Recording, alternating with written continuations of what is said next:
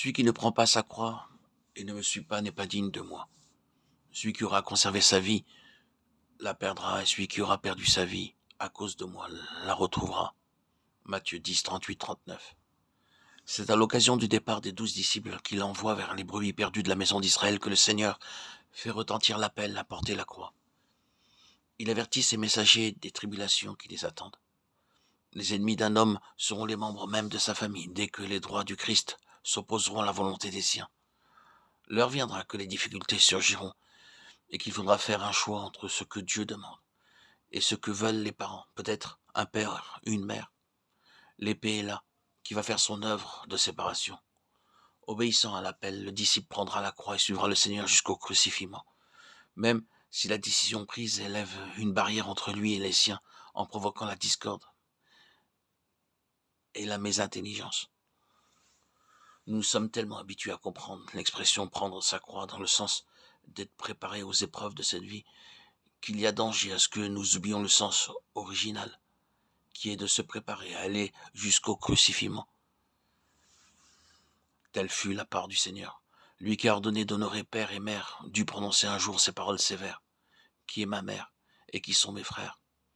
Alors que ceux-ci, croyant qu'il tombait en défaillance, le faisaient appeler, ne comprenaient point que les affaires de son père devaient avoir le pas sur toute autre chose. Placer Christ avant la famille, avant les droits familiaux, divise. Et ces divisions entraînent une souffrance intime, profonde, qui est bien comme une épée transperçant l'âme.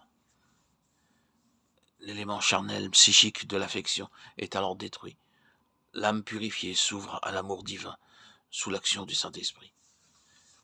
Et ceux qu'elle aime, elle ne les aime plus pour elle-même, ni pour eux-mêmes, mais pour Dieu et en Dieu.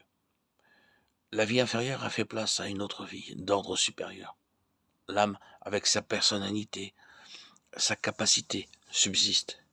Mais maintenant, elle reçoit l'impulsion de l'Esprit de Christ, dernier Adam, qui habite l'Esprit, au lieu d'être animé de la vie animale héritée du premier Adam.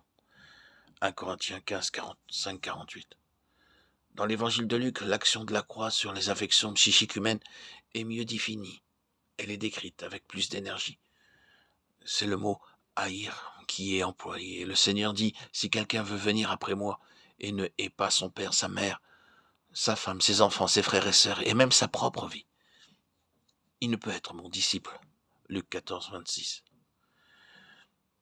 Ici encore, le mot grec est psouké. Il s'agit donc de la vie psychique.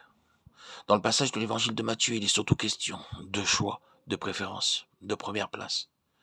Le Seigneur fait appel à la volonté. Il faut choisir entre lui et les membres de la famille et lui donner la première place dans le cœur. Sinon, le servir est impossible. Cette idée est exprimée par les mots « plus que moi ». Mais dans Luc, c'est surtout sur l'action du disciple que le Seigneur met l'accent.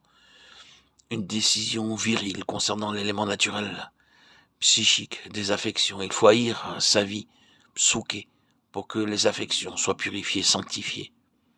Le disciple qui veut suivre pas à pas le Seigneur haïra donc sa vie, pour que dans le domaine des affections, elle soit séparée de l'esprit. En échange de cette vie qu'il est, qu'il perd, de propos délibérés, le disciple trouve une vie plus pure, plus puissante dans le domaine spirituel. Il est fait participant de la vie de Christ. Et il connaît à son tour cet amour insondable dont le Christ a aimé le monde. Amour pur, désintéressé, où le moi n'a plus de place. Et c'est de cette façon, en Christ, qu'il aime à son tour les siens.